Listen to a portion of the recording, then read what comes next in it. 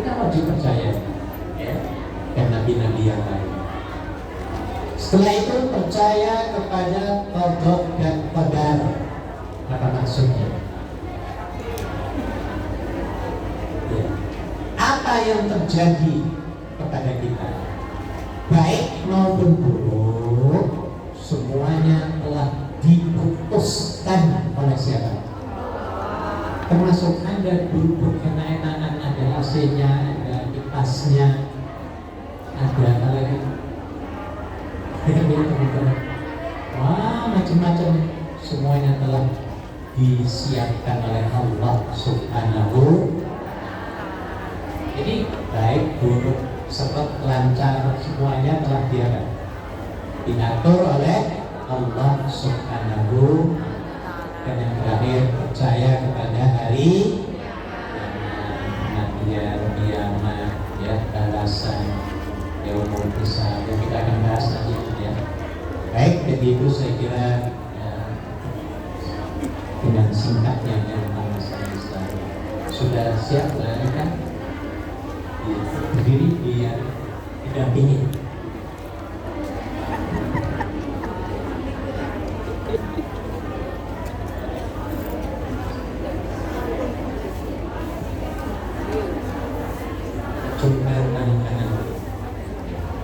Jadi saya sudah Bismillahirrahmanirrahim. Asyhadu an la ilaha illallah wa asyhadu anna Muhammadan Rasulullah. Aku bersaksi bahwa tidak ada Tuhan yang wajib disembah melainkan Allah, dan aku bersaksi bahwa Nabi Muhammad itu adalah utusan Allah, dan aku beriman bahwa Nabi Isa itu adalah utusan Allah dan bukan anak Allah. Alhamdulillah. Amin.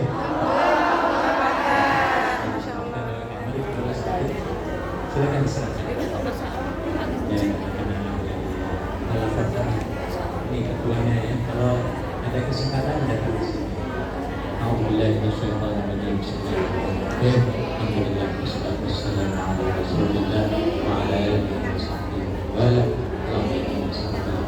warahmatullahi wabarakatuh. Allahumma inna radina billahi rabban wa bil islam dina wa bi muhammadin nabiyyan wa rasulah. Allahumma ihdina bil islam qa'imin wa ihdina bil islam qa'idin wa ihdina bil islam raqidin wa ihdina fid dunya hasanah wa fil akhirati hasanah wa qina adzabannar. Walhamdulillahi rabbil alamin. Selamat ya, baik ya.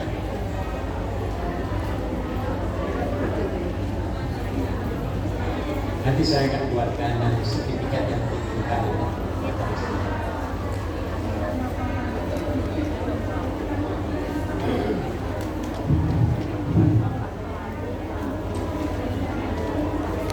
Baik, melihat 25 minutes from now.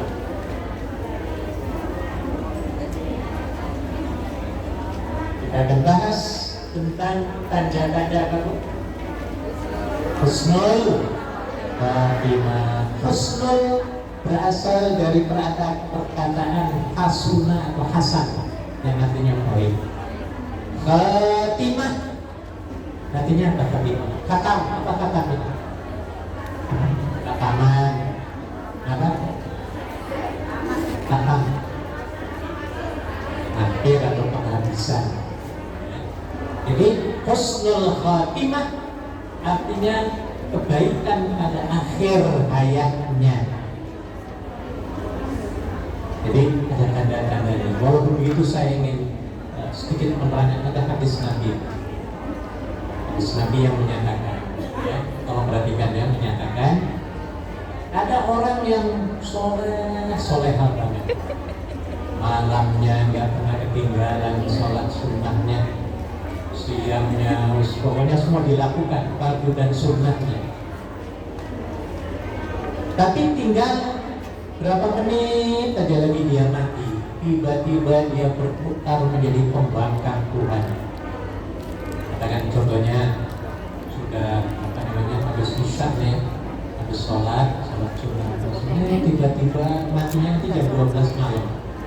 Tiba-tiba dia keluyuran, ngayak, tahu ngayak, keluyuran ke tempat-tempat yang banyak maksiatnya, masuk di barbaran. Contohnya dia tiba-tiba di situ didatangi malaikat maut, malaikat Israel, ya. Inna lillahi, intinya mati apa? Karena ada orang ahli ibadah, tinggal sebentar aja masuk surga, dibelokkan ke neraka. Karena kata dia, karena begitu barbaran, dan padahal tinggal sedikit lagi tuh, ya biar dia lulus ya biar. Tapi di ujungnya dia mabok-mabokan, main itu yang melanggar perintah Allah.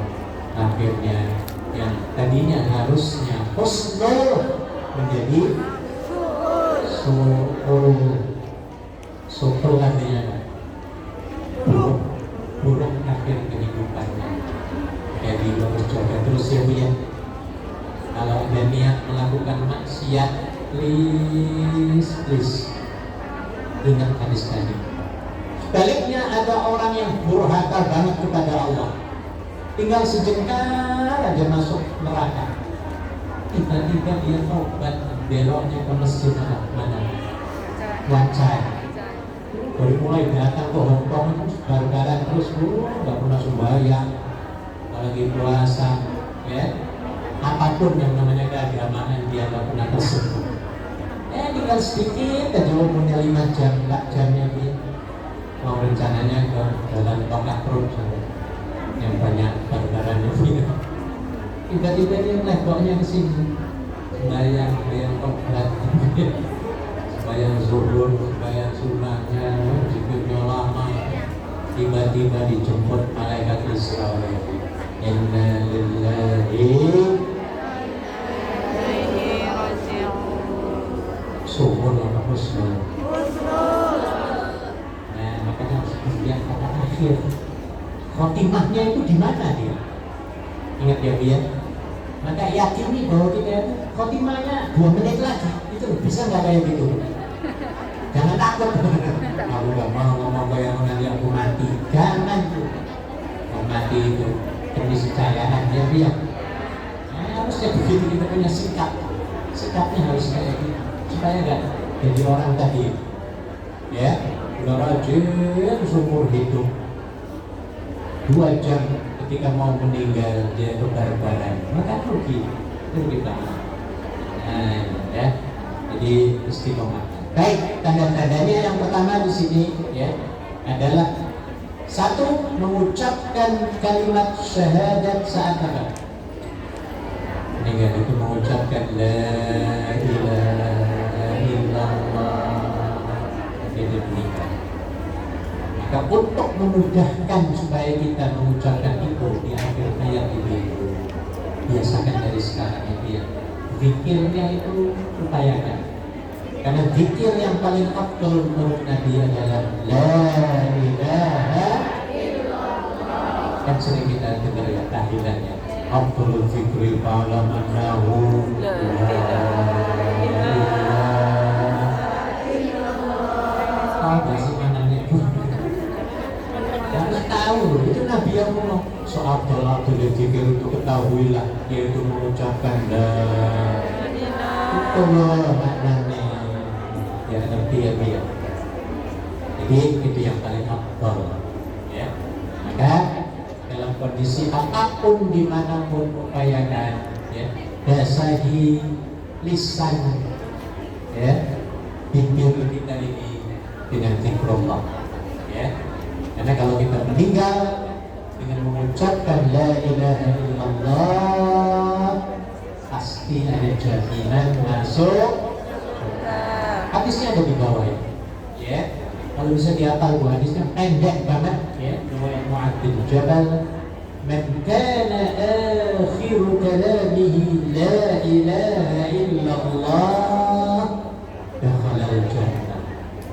Man kana akhiru kalamihi la ilaha illallah dakhala al-jannah. Man sapa wonge karena itu adalah akhir kalamihi, kalamnya ucapannya, sapa kang ucapan paling akhirnya sebelum maut, maksudnya ya hidup ini mengucapkan apa? La ilaha illallah dakhalal jannah, mesti wong iku masuk surga. Nah ini maksudnya dakhala itu masuk, dakhala al jannah suara. Jadi siapapun yang pada akhir ucapannya, akhir kehidupan mengucapkan la ilaha illallah, yang artinya tiada Tuhan selain Allah, pasti ya, orang itu dia walaupun cepat ataupun lambat itu Allah yang tahu ya, tapi pasti destinasi akhirnya akan dimasukkan ke dalam surga. Jadi kalau ada orang yang sakarat, kitanya dari situ tolong ditalkinkan, penonton mengucapkan la ilaha illallah, la ilaha illallah. Kalau dia meniru, kalau dia nggak kuat mengucapkannya, kumat-kumit mengikuti kita, insya Allah dia termasuk mengucapkan syahadat tadi ya. Dan itu dikatakan sebagai tanda husnul khotimah. Nah, kalau kita membiasakan nanti enak. Jalan kaki sambil la ilaha illallah. Pernah kayak gitu? Langkah kaki kanan la, kaki kiri ilaha, kanan lagi illallah. Enak, udah pegel insya Allah. Ya coba. Sudah gak pegel, pahalanya gede lah.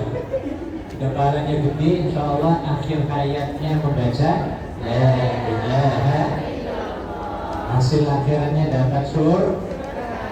Jadi harus bisa merancang. That is number one. Number two, meninggal dunia dengan kening berkeringat. Biasanya orang kalau dicabut nyawanya, wah perjuangan kali memberatkan, sampai keringetan kayak kerja keras sebiar. Karena yang dicabut adalah nyawa. Jangankan nyawa, nyabut bulu ini sampai ke bangku. Diserobot, bukan diserobot, dicabut, ini dicabut, sakit apa enggak? Pukul, dicabut pakai geget itu, sakit apa enggak? Apalagi ini nyawa. Setiap sendi saraf dari mulai kaki ya bu ya, dari mulai kaki bulu tarik, wah sakitnya luar biasa, ya. Nah bagi orang yang saleh, kalau dia sekaratnya menyusahkan, sebenarnya Allah sedang mengangkat derajatnya dan mengampuni dosa-dosanya, dan hasilnya perjuangannya ketika dicabut nyawanya itu sampai dia berkeringat. Terutama sekali keringat kelihatannya di mana? Di keningnya. Maka kalau keningnya berkeringat, orang sekarang tandanya insya Allah husnul. Nah, ya hadisnya ini. 3. Meninggal dunia pada malam atau hari. Nah ini tentunya bagi orang yang mukmin, ya. Karena yang namanya muslim belum tentu mukmin. Iya. Orang muslim banyak nggak sembahyang, banyak nggak sembahyang, banyak yang banyak nggak puasa, banyak nggak zakat. Ini orang muslim banyak nggak yang maksiat, banyak nggak koruptor, banyak nggak yang pemabok, banyak pembunuh. Tapi mukmin no way. Nah bedanya ya.